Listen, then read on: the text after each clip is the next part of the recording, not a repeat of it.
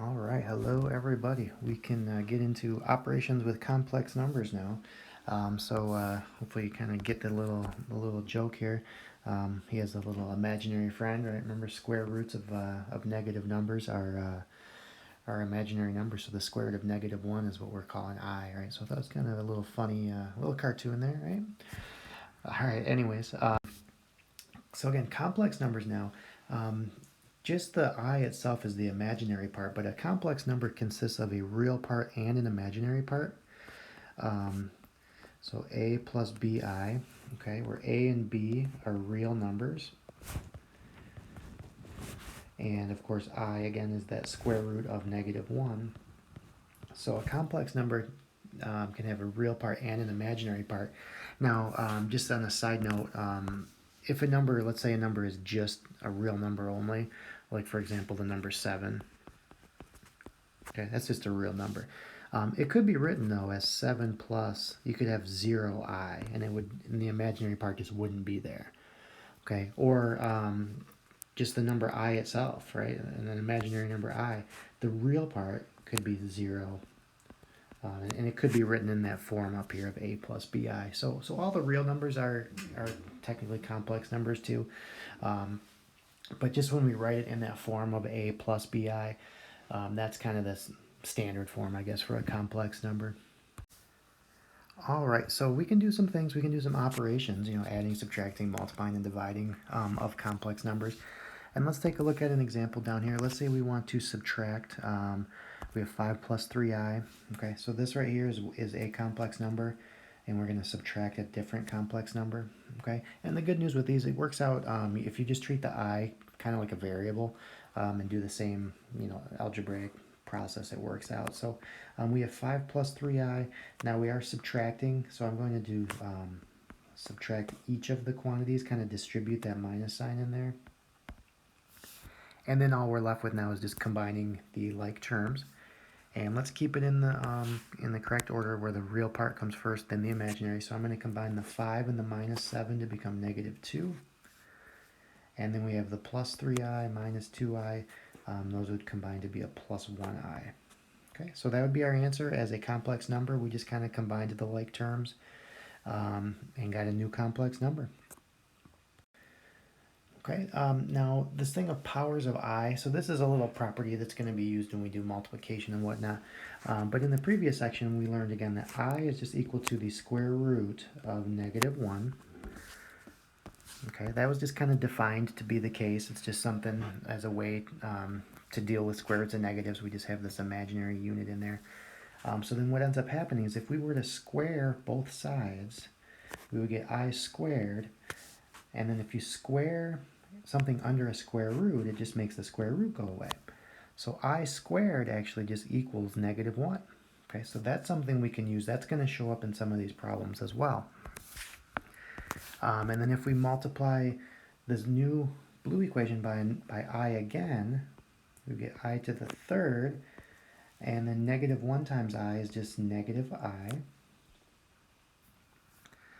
Okay, and if we multiply again, imagine multiplying both sides by I again, we would get I to the fourth. And the way to think of the other side here, using this rule here, you can think of I to the fourth is equal to, let me do this on the side here, I to the fourth equals I squared times I squared, right? Just using rules of exponents. And we know I squared is -1.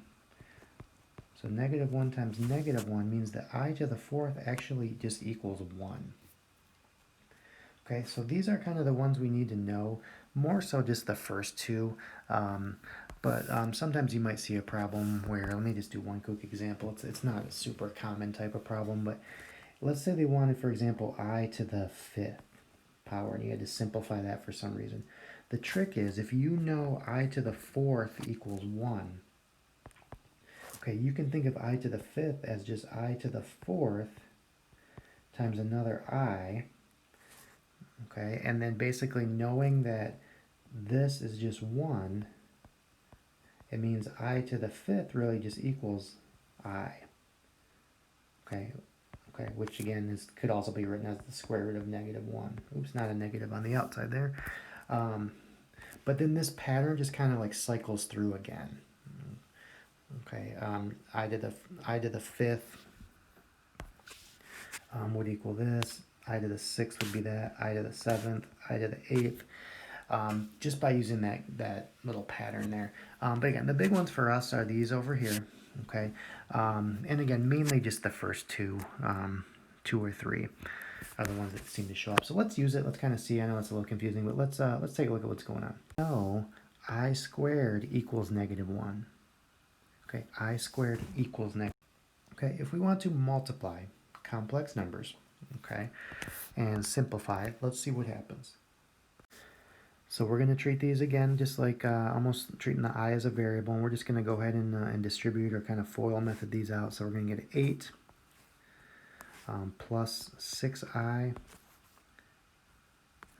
minus 4i, and then we are going to get a minus 3i squared.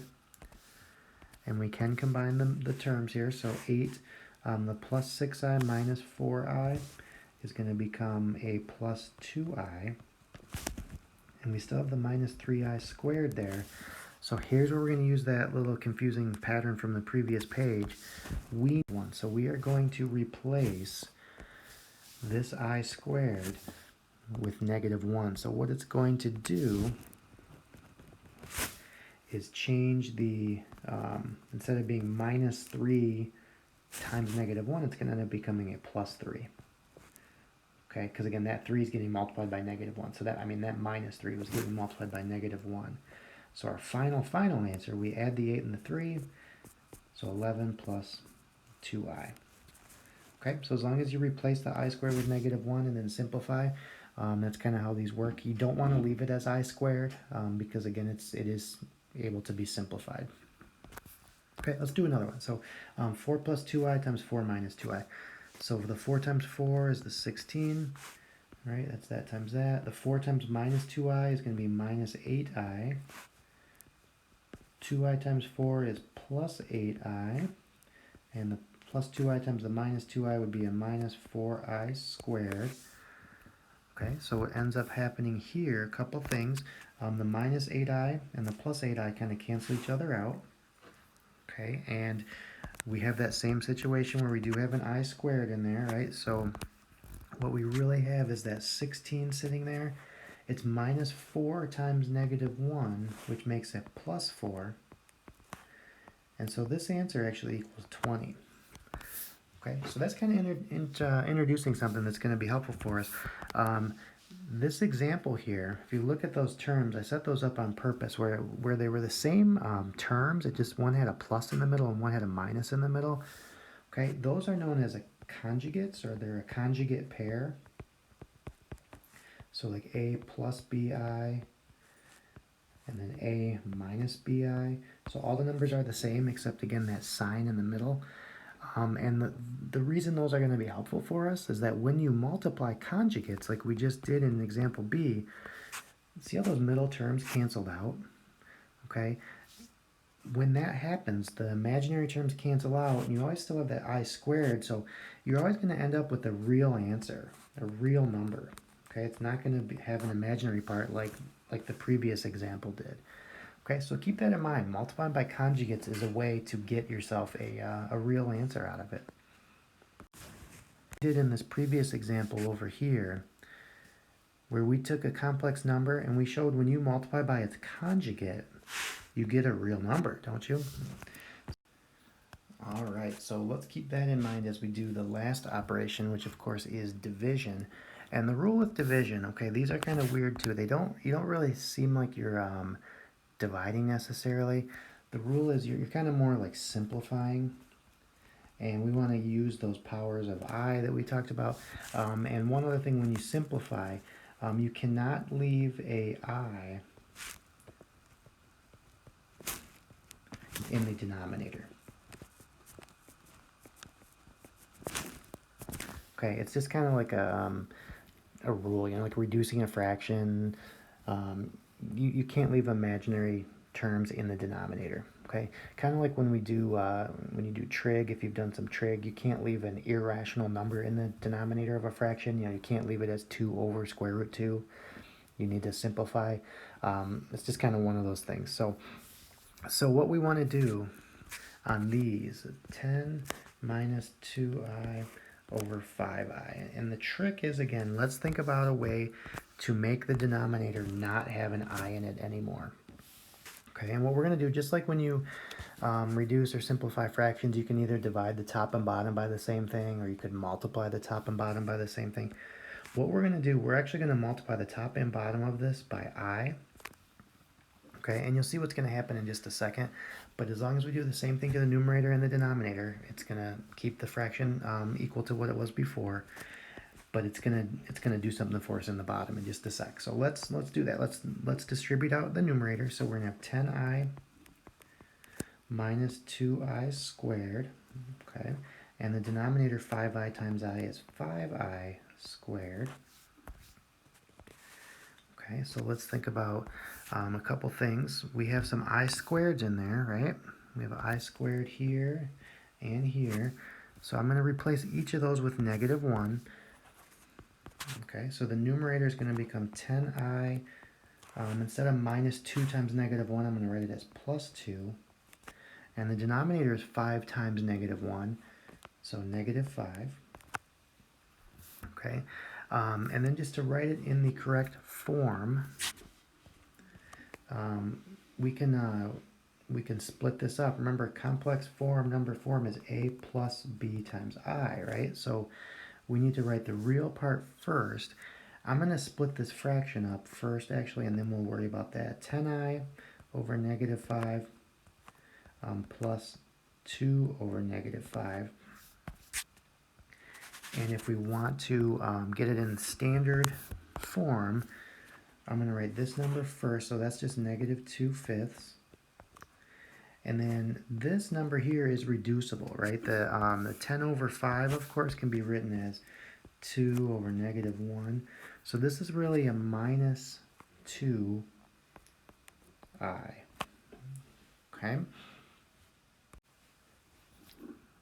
Okay, now honestly, the way we had left it up a couple steps previous, like up here, is basically the answer, but just to get it again in that form where it's a real number plus or minus b times I, to get it in that technical standard form, we would need to just simplify it a little bit farther into what we see here.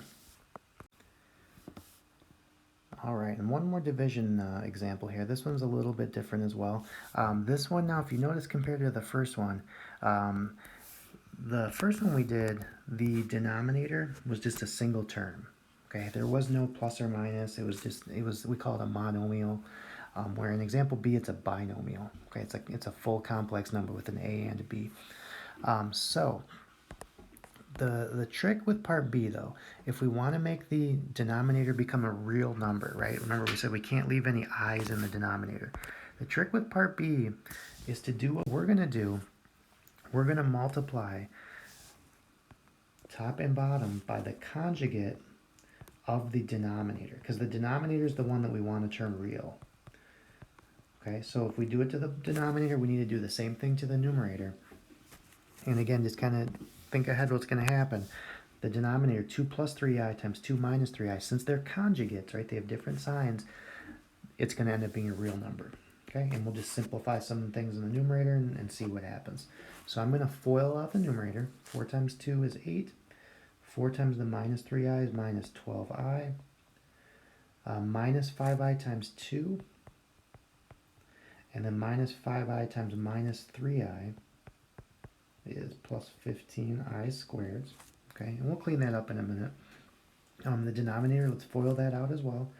2 times 2 is 4. We're going to have 2 times minus 3i, so we're going to have a minus 6i. And then we'll have a plus 6i. Remember, those always cancel out. And then we'll have a minus 9i squared.